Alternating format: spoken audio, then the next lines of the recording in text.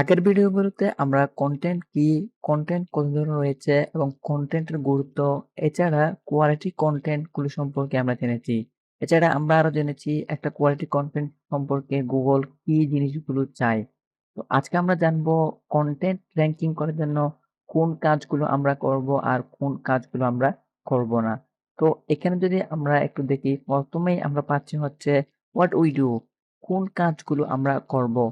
দেন এখানে হচ্ছে আপনার হচ্ছে make content for users not for search engine. Google কিন্তু বারবার বলে তোমরা কনটেন্ট ইউজারের জন্য তৈরি করো, সার্চ ইঞ্জিনের জন্য নয়। একটা কনটেন্ট যখন ইউজারের কাছে গ্রহণযোগ্য হবে, সেটা সার্চ ইঞ্জিনের কাছে এমনিতে গ্রহণযোগ্য হবে। কারণ সার্চ ইঞ্জিন বোর্ডগুলো চা ইউজারদেরকে সবচেয়ে বেশি প্রায়োরিটি দেওয়া হয়। ইউজারের এক্সপেরিয়েন্স, ইউজারের যে আপনার ব্যবহার, এইগুলোর উপর ভিত্তি করে আপনার কনটেন্টটাকে র‍্যাংকিং তারা দিয়ে থাকে। দেন হচ্ছে এড ইনফরমেশন। যেখানে যদি একটা ইনফরমেশন, যেমন আপনার ওয়েবসাইটটা যদি একটা রেস্টুরেন্ট সম্পর্কে হয়, তাহলে আপনি আপনার ওয়েবসাইটে লোকেশন এড করে দিতে পারেন এবং ওপেনিং টাইম দিয়ে দিতে পারেন, ফুড মেনু দিতে পারেন, কনট্যাক্ট ইনফরমেশন দিয়ে দিতে পারেন, অথবা আপনি আরো অন্যান্য ডিসকাউন্ট অফার এগুলো আপনার ওয়েবসাইটে দিয়ে দিতে পারেন।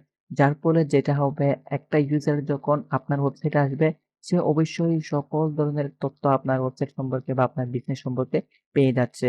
এটা একটা এক ধরনের Google এর কাছে গ্রিন সাইন সিগন্যাল চলে যায়। এছাড়া আরো দেখবেন আপনার ওয়েবসাইট বা আপনার বিজনেস সম্পর্কে যখন কেউ Google এ সার্চ করবে, তাহলেই ওই ইনফরমেশন গুলো অ্যাকচুয়ালি রিচ স্নিপেট আকারে শো করে। তো আপনি সবসময় ইনফরমেশন এড করবেন।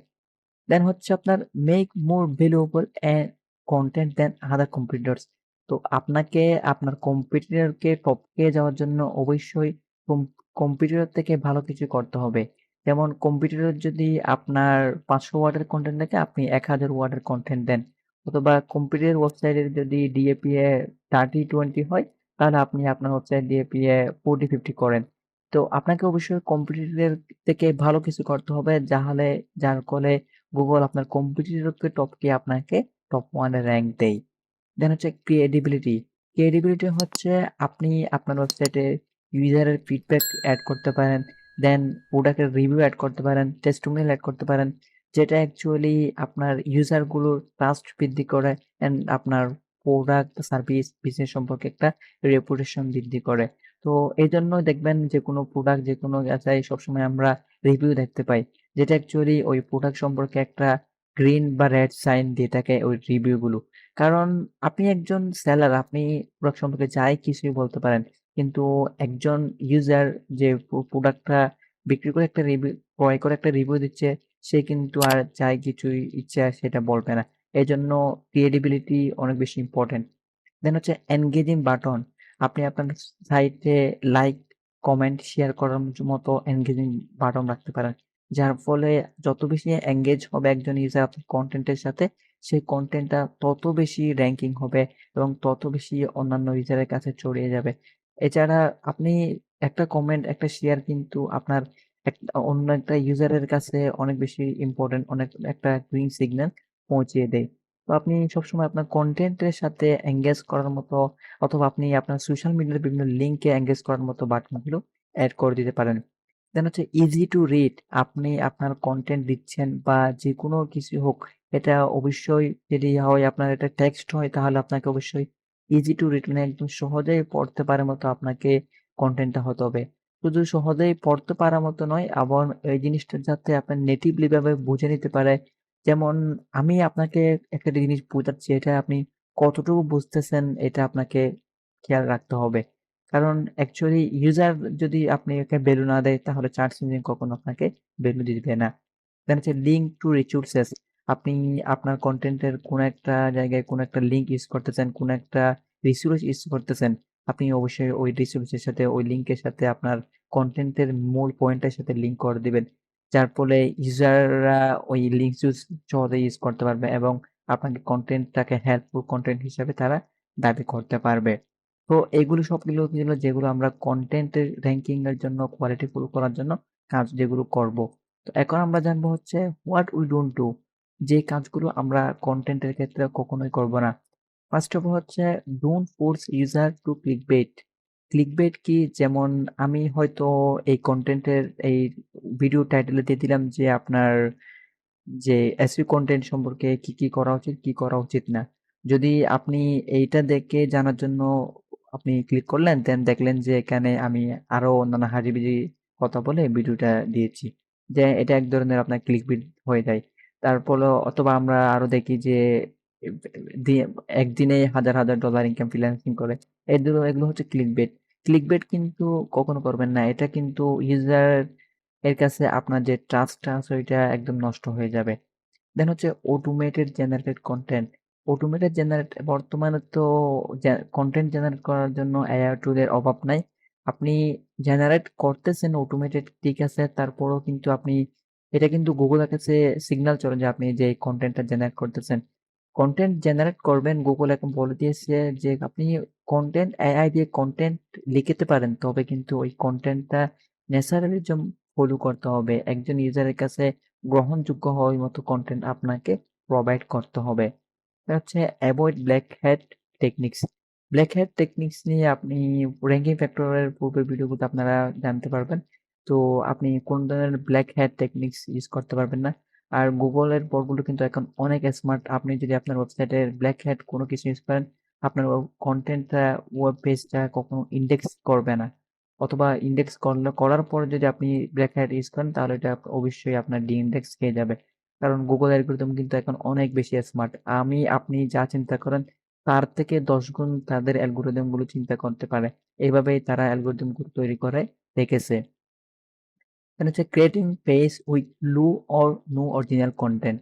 যে আমরা এমন অনেক পেজ দিয়ে রাখি যেখানে পেজ খুলে রাখছি, পেজ এড করে রাখছি হেডিং এ এই মেইন মেনুতে, কিন্তু পেজে গিয়ে দেখা যায় তেমন কোনো কিছু নাই।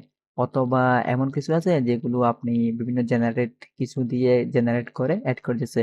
যেমন হচ্ছে আপনার প্রাইভেসি অথবা অ্যাবাউট আস কন্টাক্ট আস এর জন্য পেজগুলোতে এই বিষয়গুলো দেখা যায়। ওইটা আপনি অবশ্যই এভয়েড করবেন। দেন হচ্ছে অ্যাভয়েড রিডাইরেক্টস। রিডাইরেক্টস হচ্ছে যেমন আমি একটা এসইও কনটেন্ট এ গেলাম। তো আমি হচ্ছে এই ধরুন এই ওয়েবসাইটে আসলাম। এটা হচ্ছে একটা টুলস এর ওয়েবসাইট। এখন এই ওয়েবসাইটে আসার পর দেখতেছেন এখানে আমাকে রিডাইরেক্ট করে অন্য একটা স্পামি ওয়েবসাইটে নিয়ে গেল। এর ক্ষেত্রে যেটা হবে আপনি এখানে যে জিনিসটা খুঁজতে আসতেছেন ওই জিনিসটা খুঁজতে পারতেছেন না। এর ফলে আপনাকে অন্য একটা বাজে ওয়েবসাইটে রিডাইরেক্ট করে নিয়ে যাচ্ছে। তো আপনি সবসময় চেষ্টা করবেন এ ধরনের রিডাইরেক্ট গুলো থেকে বাঁচার জন্য। কারণ এটা অ্যাকচুয়ালি গুগল তো ধরে ফেলতে পারতেছে আপনার আপনার একটা ইউজার আপনার ওয়েবসাইট থেকে রিডাইরেক্ট হয়ে অন্য জায়গায় চলে যাচ্ছে। দেন হচ্ছে হাইডেন টেক্সট অর লিঙ্ক। যে আপনি এখানে যে টেক্সট গুলো দেখতেছেন ওইটা হচ্ছে আপনার কাছে ভিজুয়াল। কিন্তু এখানের ব্যাকএন্ডে কোন ধরনের টেক্সট আছে, কোন ধরনের এই যে এখানে একটা বর্ডার আছে, শেপ আছে, টেক্সট এর কালার আছে, ওগুলা কিন্তু আপনি ভিজুয়ালি দেখতে পারছেন। কিন্তু এখানে ব্যাকএন্ডে কিভাবে কোড করা আছে এগুলো কিন্তু আপনি দেখতে পারতেছেন না। তো আপনি আপনার কনটেন্ট দিচ্ছেন ঠিক আছে, কিন্তু কনটেন্টের ব্যাকএন্ডে কিন্তু আপনি অনেক বেশি কিওয়ার্ড ইউজ করছেন বা আজেবাজে কিছু ইউজ করে যেটাকে আপনি হাইড করে রাখতেছেন। তো এরকম হলে কিন্তু আপনার কনটেন্টটা র‍্যাংকিং পাবে না। কোয়ালিটিভ কনটেন্ট হিসেবে দাবি করা যাবে না। তো এগুলো অবশ্যই এভয়েড করবেন। দেন হচ্ছে স্ক্রাপ কনটেন্ট। স্ক্রাপ কনটেন্ট বলতে যেমন অনেক ওয়েবসাইট আছে যেগুলো অলরেডি ডেড অথবা গুগল থেকে ব্যান খেয়ে যায়, ব্লক খেয়ে যায়। তো এই ওয়েবসাইট গুলোর কনটেন্ট গুলো যখন আপনি ওইখান থেকে স্ক্রাপ করে আপনি ওয়েবসাইটে দিয়ে দিবেন, তখন ওইটা অ্যাকচুয়ালি স্ক্রাপিং কনটেন্ট হিসেবে দাবি করা যায়।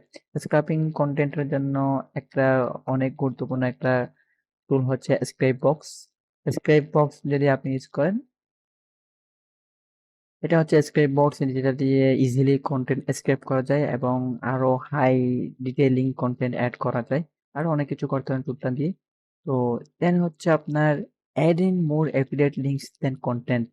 আপনি একটা ইউজারকে গাইড কনটেন্ট হিসেবে আপনার ওয়েবসাইটে আপনার পেজে ভিজিট করাতে আসতেছেন। কিন্তু দেখা গেল যে আপনার ওই পেজে আপনার কনটেন্টের থেকে অ্যাফিলিয়েট লিঙ্ক বেশি। যার ফলে অ্যাকচুয়ালি যেটা হবে ইউজার তো বিরক্ত হবেই হবে। দেন আপনার ওয়েবসাইটের বাউন্স রেট, ওয়েব পেজের বাউন্স রেট বৃদ্ধি হয়ে যাবে। এবং পরবর্তীতে যেটা হবে আপনার অবশ্যই র‍্যাংকিং ড্রপ করবে। তো চেষ্টা করবেন অ্যাফিলিয়েট লিঙ্ক ইউজ করবেন কিন্তু কনটেন্ট এর প্রয়োজন অনুযায়ী। আপনার ইউজারের যাতে বিরক্ত ফিল না করে এভাবেই আপনি অ্যাফিলিয়েট লিঙ্ক ইউজ করবেন। দেন হচ্ছে মিসইউজ রিচ স্নিপেট মার্কআপ, যে স্নিপেট মার্কআপ কিন্তু অনেক গুরুত্বপূর্ণ গুগলের র্যাঙ্কিং ভেক্টর হিসেবে কাজ করে। যেমন আমি যদি আপনাকে চার্জ করে দেখি ল্যাপটপ প্রাইস ইন বিডি, দেন এখানে যদি এই ল্যাপটপ প্রাইসের জায়গায় আমি যদি কোনো একটা ব্র্যান্ডের নাম ইউজ করি, যেমন আমি যদি আপনাদের কাছে ইউজ করি অ্যাপল, তাহলে দেখতেছেন অ্যাপলের আইফোনের যে একটা রিচ স্নিপেট এখানে চলে এসেছে। যার ফলে এখানে এই রিচ স্নিপেটটা অনেক বেশি কাজ করে। এটা অ্যাকচুয়ালি এক ধরনের কোড করে গুগলের কাছে প্লেস করা হয় যে আপনার কোডের রিচ স্নিপেটটা কেমন হবে। তো এখানে অ্যাকচুয়ালি যেখানে একটা জিনিস যদি আমি আপনাদেরকে দেখানোতে চাই, তো আপনারা হয়তো দেখতে পারবেন যে এখানে আপনারা কোনো একটা প্রোডাক্ট নিয়ে চেকে সার্চ করলে এখানে কিন্তু আপনার রিভিউ চলে আসে। তো এখন রিভিউটা কিন্তু গুগলের ১ম পেজে শো করতেছে, কিন্তু ভিতরে গিয়ে দেখা যায় ওখানে রিভিউ দেওয়ার কোনো অপশনই থাকে না। তো এর ফলে যেটা হয়, এটা আপনি কিন্তু হুট করে গুগলকে রিচ স্নিপেট দিয়ে দিচ্ছেন। ওটা কিন্তু অ্যাকচুয়ালি ইউজার জেনারেটেড না। তো এই ধরনের রিচ স্নিপেট এভয়েড করবেন, যে হুট করে মিসইউজ করবেন না। দেন ওইটা হচ্ছে আপনার ইউজারের র‍্যাঙ্কিং গুলো ড্রপ করাবে। ইউজারের যে এক্সপেরিয়েন্স, ওইটা আপনার একটা ব্যাড এক্সপেরিয়েন্স এ পরিবর্তিত হবে। তো অবশ্যই চেষ্টা করবেন এই যে, যে কাজগুলো করতে পারবেন আর যে কাজগুলো করতে পারবেন না ওগুলো সঠিকভাবে মানার জন্য। তাহলে আপনি অবশ্যই একটা লং টার্ম রেজাল্ট বা লং টার্ম বেনিফিট আপনি পাওয়ার পেতে পারবেন।